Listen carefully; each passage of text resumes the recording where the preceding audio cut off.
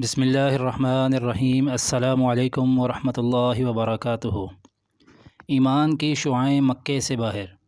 جس طرح رسول اللہ صلی اللہ علیہ وسلم نے قبائل و وفود پر اسلام پیش کیا، اسی طرح افراد اور اشخاص کو بھی اسلام کی دعوت دی اور بعض نے اچھا جواب بھی دیا۔ پھر اس موسم حج کے کچھ ہی عرصے بعد کئی افراد نے اسلام قبول کیا۔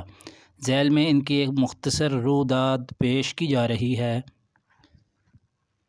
1 سوید رضی اللہ تعالیٰ عنہ بن صامت۔ یہ شاعر تھے، گہری سوجھ بوجھ کے حامل اور یثرب کے باشندے۔ ان کی پختگی، شعر گوئی اور شرف و نسب کی وجہ سے ان کی قوم نے انہیں کامل کا خطاب دے رکھا تھا۔ یہ حج یا عمرہ کے لیے مکہ تشریف لائے۔ رسول اللہ صلی اللہ علیہ وسلم نے انہیں اسلام کی دعوت دی۔ کہنے لگے، غالباً آپ صلی اللہ علیہ وسلم کے پاس جو کچھ ہے وہ ویسا ہی ہے جیسا میرے پاس ہے۔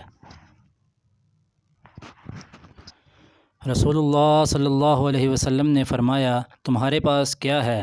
سوید رضی اللہ تعالیٰ عنہ نے کہا، حکمت لقمان۔ آپ صلی اللہ علیہ وسلم نے فرمایا، پیش کرو۔ انہوں نے پیش کیا۔ آپ صلی اللہ علیہ وسلم نے فرمایا، یہ کلام یقیناً اچھا ہے، لیکن میرے پاس جو کچھ ہے وہ اس سے بھی اچھا ہے۔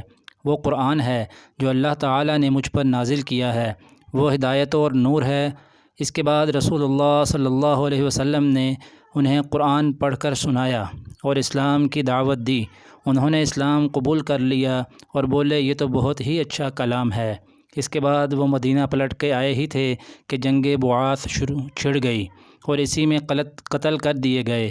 انہوں نے سن 11 نبوی کے آغاز میں اسلام قبول کیا تھا۔